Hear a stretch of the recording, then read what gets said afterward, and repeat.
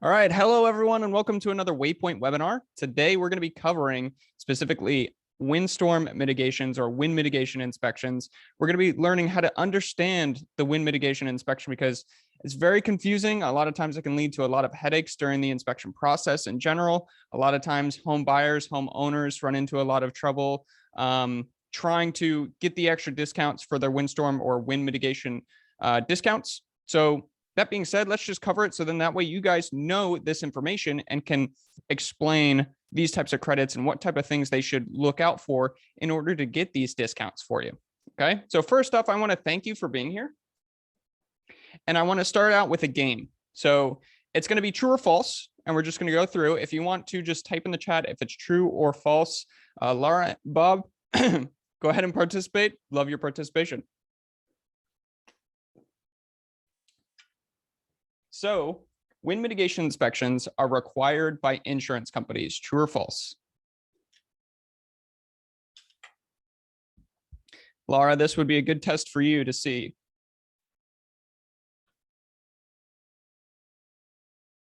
And what are you thinking, Joyce?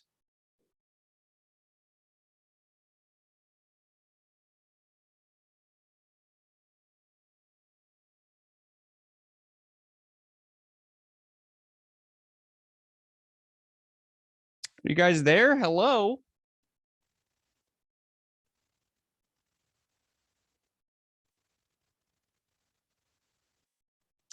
False. Bob says false.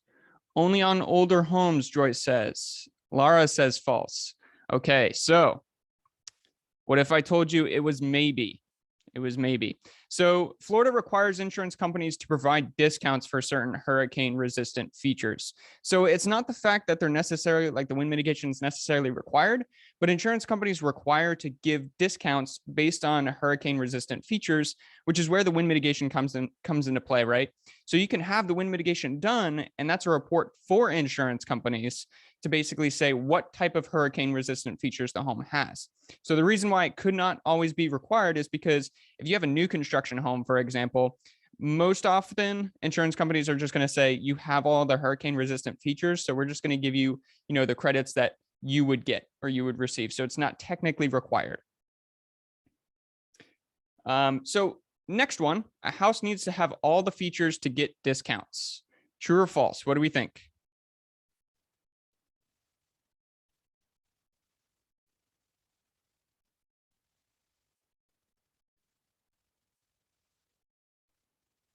A house needs to have all of the features to get discounts. False, false, false.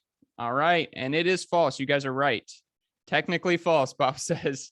So it is false because each question on the wind mitigation inspection form is an available discount. There's 7 questions on the form, and each one is an available discount. However, there are some questions to where you need to have all or nothing, and that is the shutter protection or the impact rating.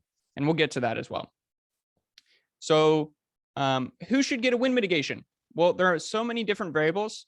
We ultimately just recommend everyone get a wind mitigation. An exception would be new construction. So as I mentioned, most often, a lot of insurance companies, if it's a new construction, like a 2019 build, 2020 build, they're just going to say, you already get all the credits. You don't need to get a wind mitigation inspection. So in this specific case, you wouldn't necessarily need it. Now, in all other cases, I would definitely recommend it just because no matter what, most of the time you're going to be saving more than the actual wind mitigation inspection cost. So let's go over the different discount types, and then we'll dive into each individual one as far as how we actually inspect for these. So the first one is built to Florida Building Code. So the Florida Building Code was changed in 2002. So basically, if the home is older than March 1st of 2002, you're in good shape here. We also look at the roof covering, the roof deck attachment, which we'll get into that as well, the roof to wall attachment, which I'll explain, roof geometry, so how the shape of the roof is or what type of roofing material maybe might go into this. If, for example, if it's a modified bitumen roof, we know that it's a flat roof. Secondary water resistance or SWR, and then opening protection. So opening protection is your shutters. So Florida Building Code, starting off with that one. the general question is just, was the home built after March 1st of 2002? Now, the very specific question is if the permit application for the home was applied on or after March 1st of 2002. But basically, just remember the date, 2002, March 1st, 2002. If the home was built after it, you qualify for this discount. If it's a 1970s home, for example, you would not qualify for this discount. So it's a really simple question, just yes or no, when the home was built. The next one kind of goes into the same thing. So which roof covering types exist on the home? If it's an asphalt shingle, concrete tile, a membrane, which is the modified bitumen flat roof stuff, could be any of the sort. And then was the roof installed after March 1st of 2002? It's the same question as the Florida Building Code. So example would be if you have a 1970s home, you wouldn't qualify for the first discount. However, if you have a 1970s home with a brand new roof, then you would qualify for the second discount, which is the roof covering, because you have the new roof, which is applied on or after March 1st of 2002. Next question, roof deck attachment. So what is securing the roof covering to the deck is the specific question here. Permit date, is it important, especially in 2002, 2003? Yes, that is absolutely true, Bob. A lot of times what happens is it says the home was built in 2003, on the property appraiser's website. However, when you actually dive into the details of when it was actually applied for, a lot of builders in 2002 rushed to apply for them before the new Florida Building Code updated. So that way they didn't have to abide by that. Now, it was just something, not necessarily something sneaky they were trying to do. It was more so like they just needed to rush to get the permit done. Otherwise, they're going to have to abide by all these new code restrictions and rules. So we have to keep that in mind when we're looking at some of the dates, because if it's 2002 build, if it's 2003, we really need to know when that permit was actually applied for. So roof deck attachment, what is securing the roof covering to the roof or to the deck? So in this specific one, I'll show you some pictures here. What we have is we have our trusses in our attic, and then you have usually plywood. Sometimes you have just roof deck sheathing here, like oriented strand board, but basically this is your roof deck. So on top of your roof deck, you have a secondary water barrier, and then you have your shingles or you have your tiles, like your roofing material. So here what we're seeing is what is securing the roof covering to the deck? What is securing the actual roof decking to the trusses here, which is an 8D size nail spaced every 6 inches is what we're looking for the max discount. Now you can have other items, but the max discount, the best discount you're going to see is an 8D size nail, which is actually a 2.5 inch nail. Now this shows 2 inches because the other half is going through the oriented strand board here. So it's really 2.5. But you're going to see 2 inches, and then we want to see that it's spaced every 6 inches. Now, this is super important because when you have a really high windstorm, you want to have these 8D size nails spaced every 6 inches in order so that way the roof doesn't actually fly off. Previously, like which you'll see in sometimes in older homes, older roofs, you'll see staples, or you'll see maybe a 6D nail, which is like a 1.5 inch nail.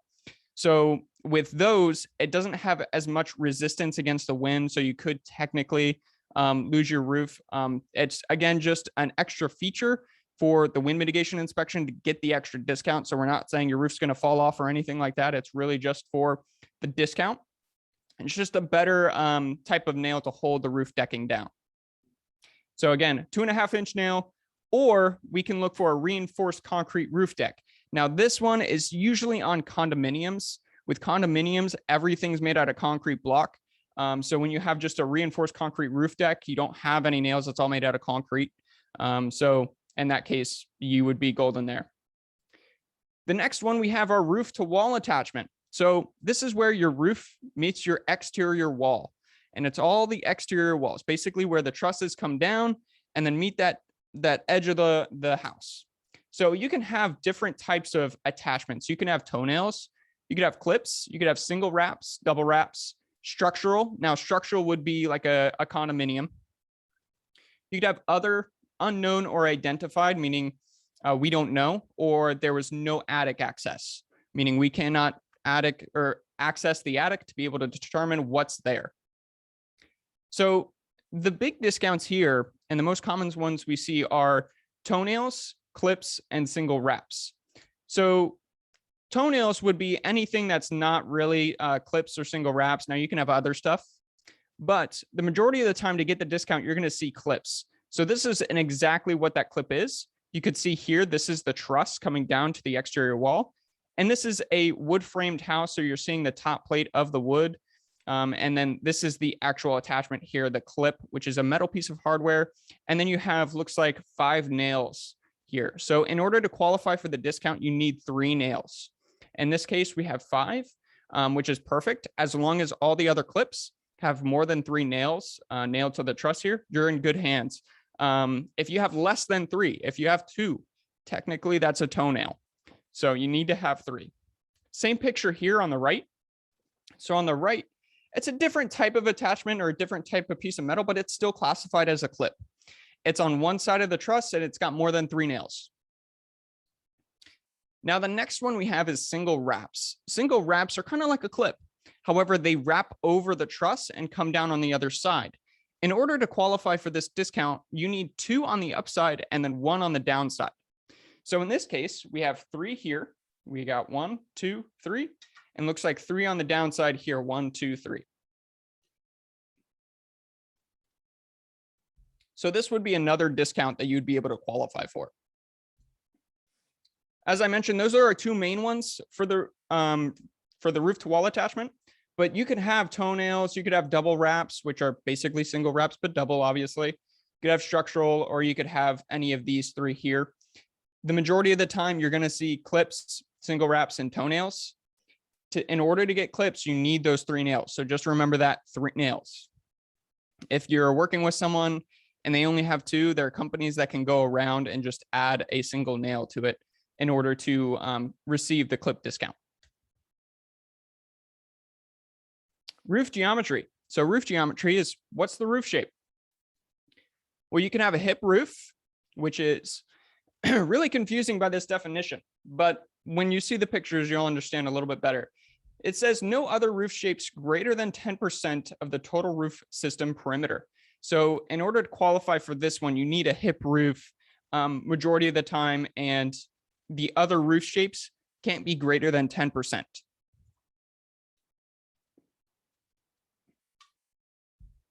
You also have a flat roof here. So flat roofs could be your modified bitumens, your porches that are attached to the house. And this is classified as a roof on a building with 5 or more units where at least 90% of the main roof area has a roof slope of less than 212. And then you have other roofs. So your other roof shapes could be a gable roof. It could be, as I mentioned, where you have a flat section of your roof and all different types of home designs, right? And it does not meet either of the above options. So it doesn't qualify as a hip. It doesn't qualify as a total flat roof. So that would be an other roof shape. Now the hip goes into here where it says no other roof shapes greater than 10%. So keep that in mind. And we'll get into this specifically by these pictures here. So this is a picture of a hip roof. We know it's a hip roof because we can see the planes of the roof on all the sides. So on all the sides, all the planes of the roof come down and meet the exterior wall.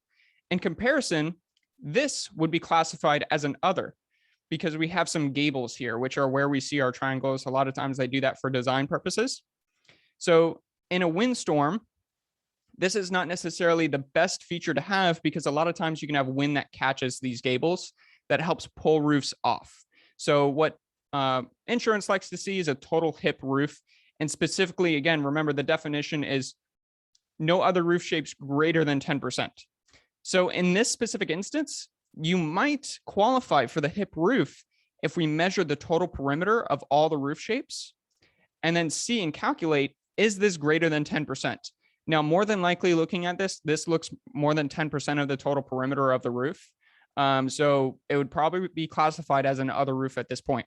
However, let's just say it was only one gable, right? And this was flat here.